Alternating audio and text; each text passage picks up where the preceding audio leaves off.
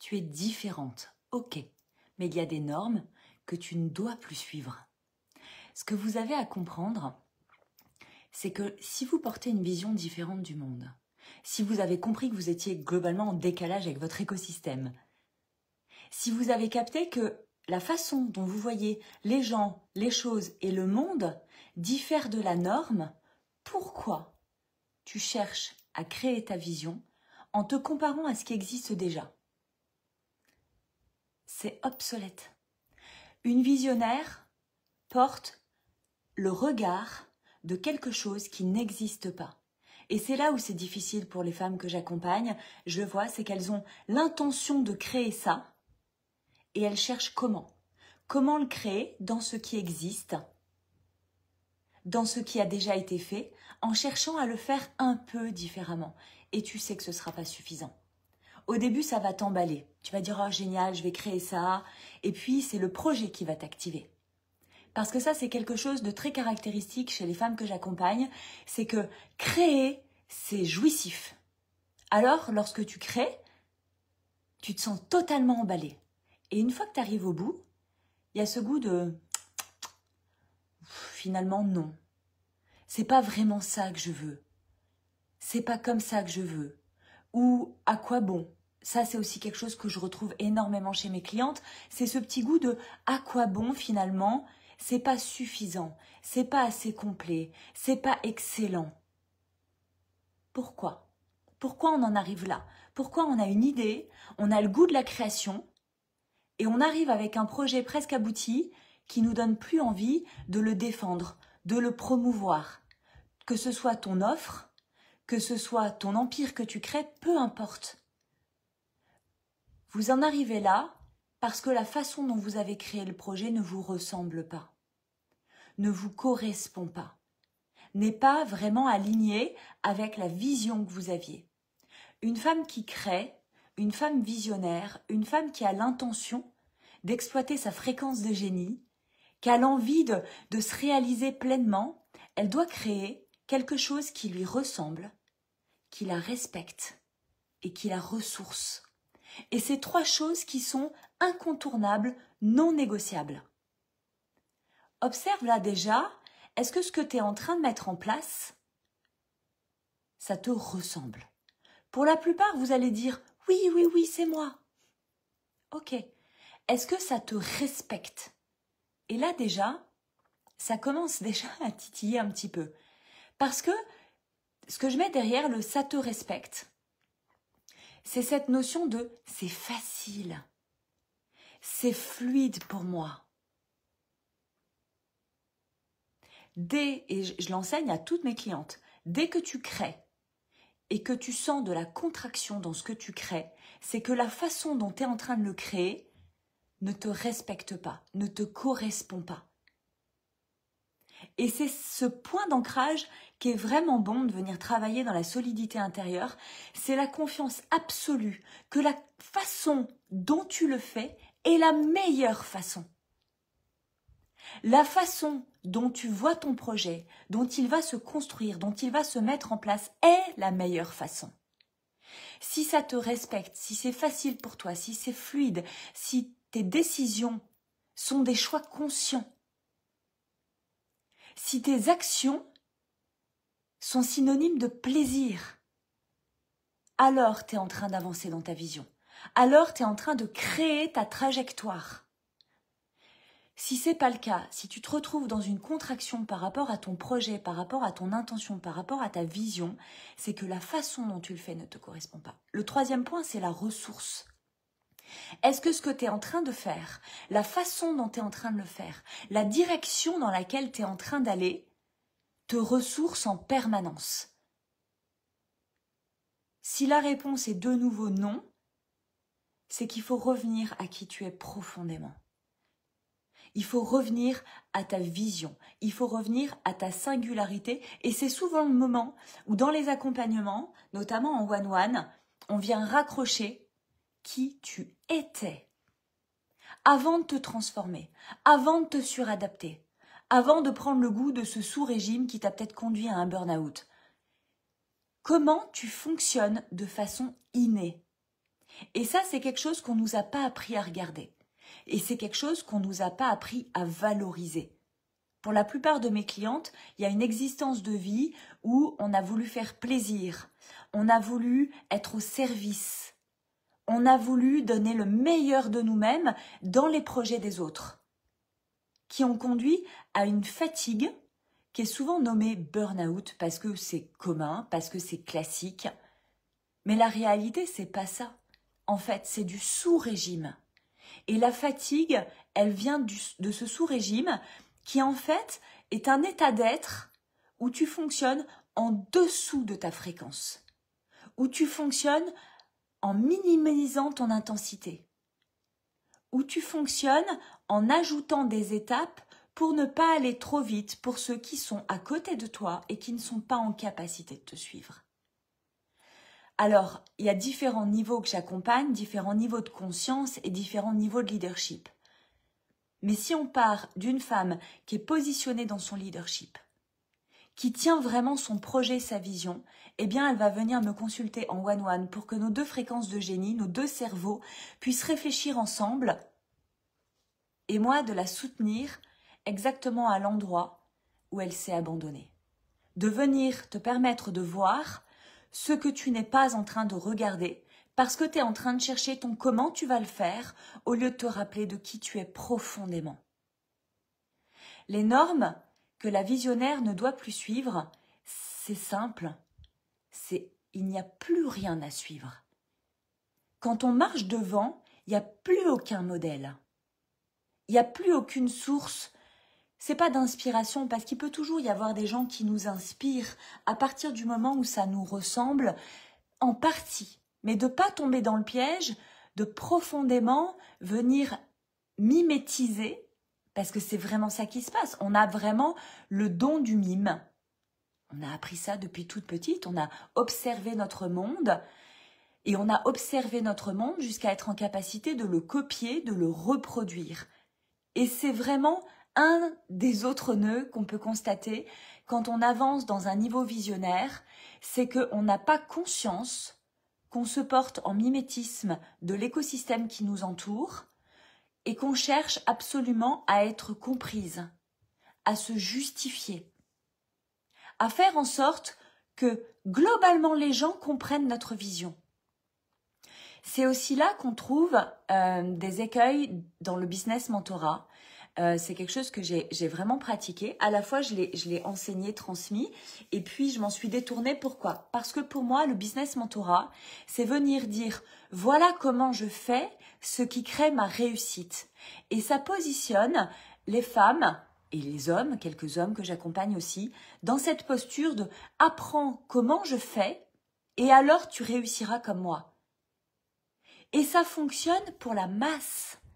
Ça fonctionne pour celles qui n'ont pas le don de la création.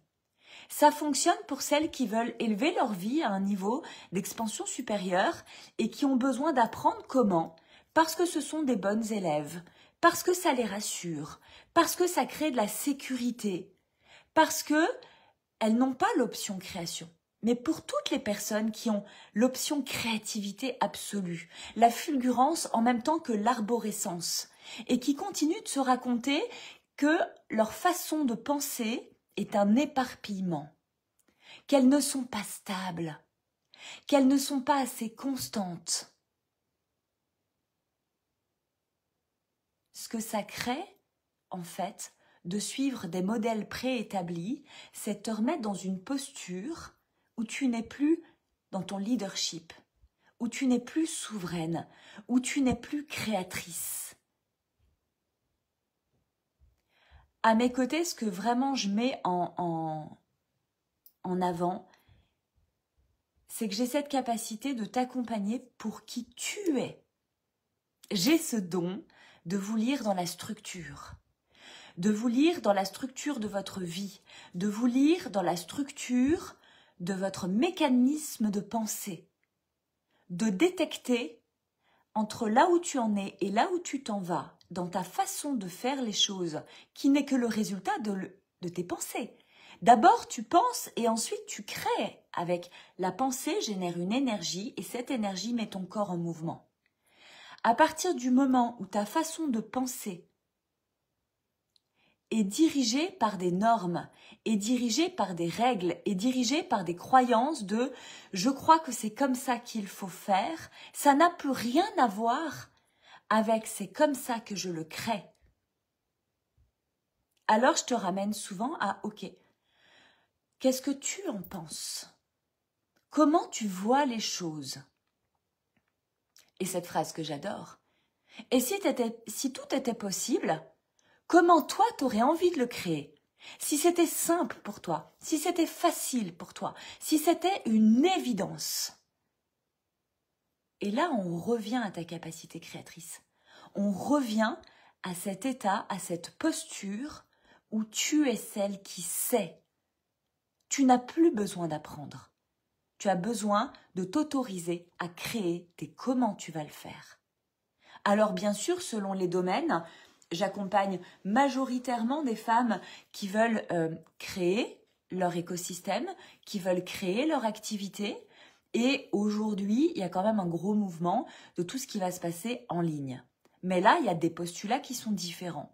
Il y a le en ligne pour la masse, ce dont je parlais tout à l'heure, où on est là pour apprendre à l'autre comment nous faisons de cet espace que parce que c'est quotidien chez nous, parce que c'est inné chez nous, parce qu'on est cette personne-là, parce qu'on incarne ce qu'on est en train de dire, nous sommes les meilleures personnes pour accompagner ces gens dans cette direction. Et puis, il y a la part des versions premium, des versions haut de gamme, que j'accompagne aussi, mais dont les besoins sont totalement différents puisqu'ils n'ont plus besoin d'apprendre, ils ont besoin d'être guidés, ils n'ont pas besoin d'être orientés, ils n'ont pas besoin d'être regardés, ils ont besoin qu'on les amène dans un niveau de réflexion intérieure, une introspection profonde qui va libérer leurs actions, qui va fluidifier leurs décisions, qui va leur permettre des choix conscients.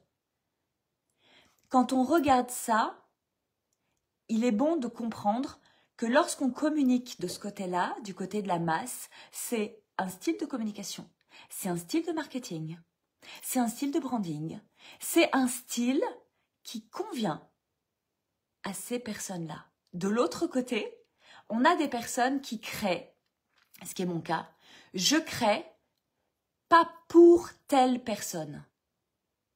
Moi, comme je dis souvent, mes clientes sont inclassables.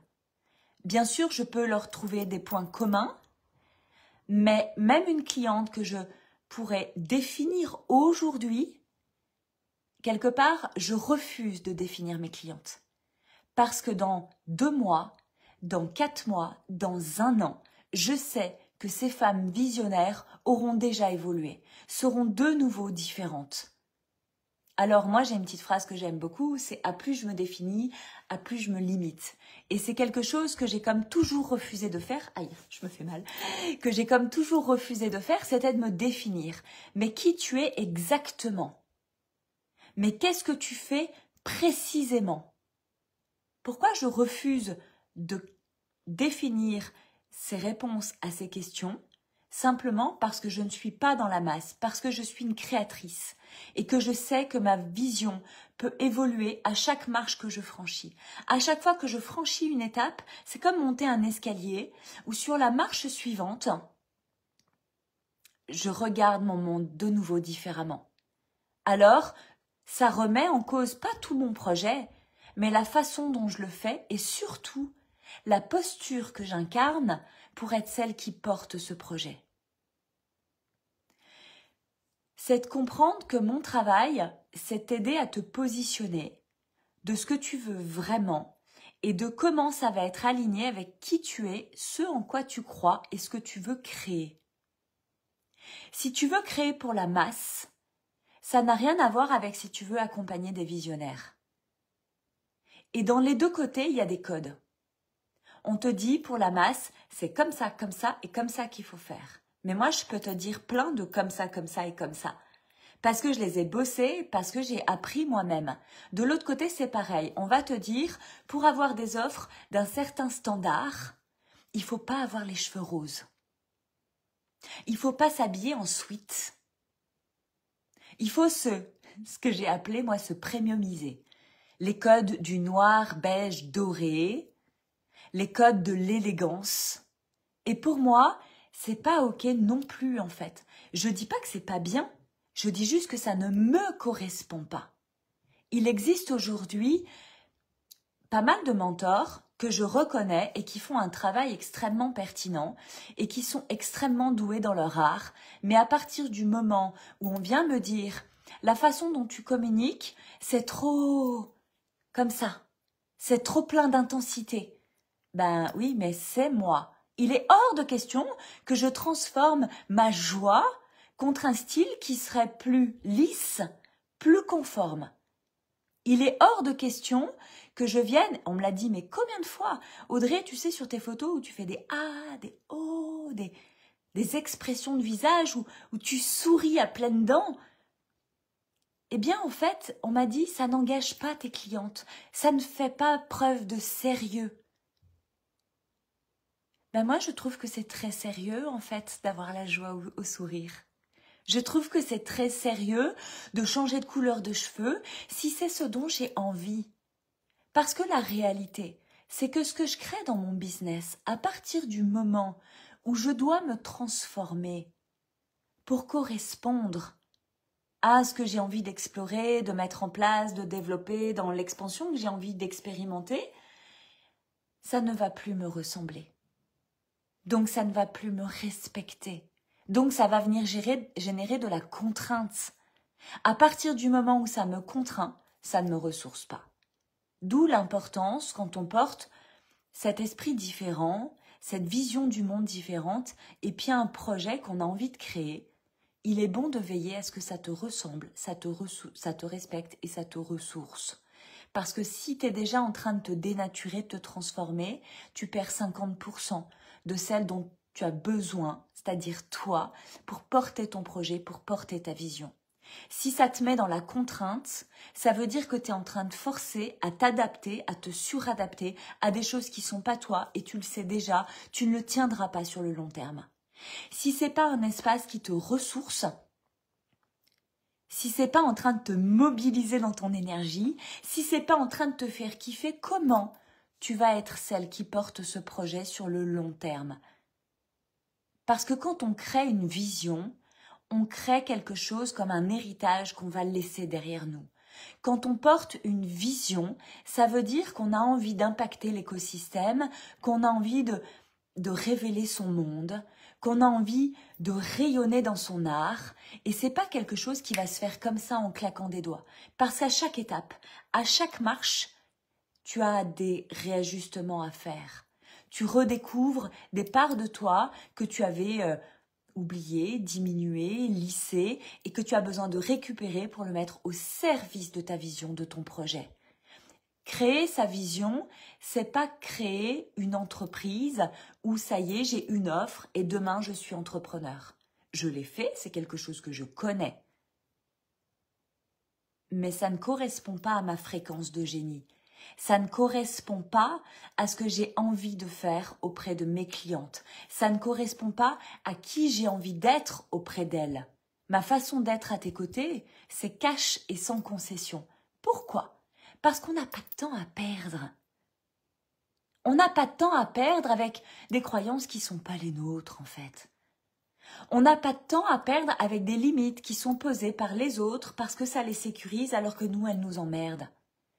On n'a pas de temps à perdre avec des héritages, des loyautés familiales que l'on porte encore et qui ne nous servent pas. Alors quand je vois, je dis.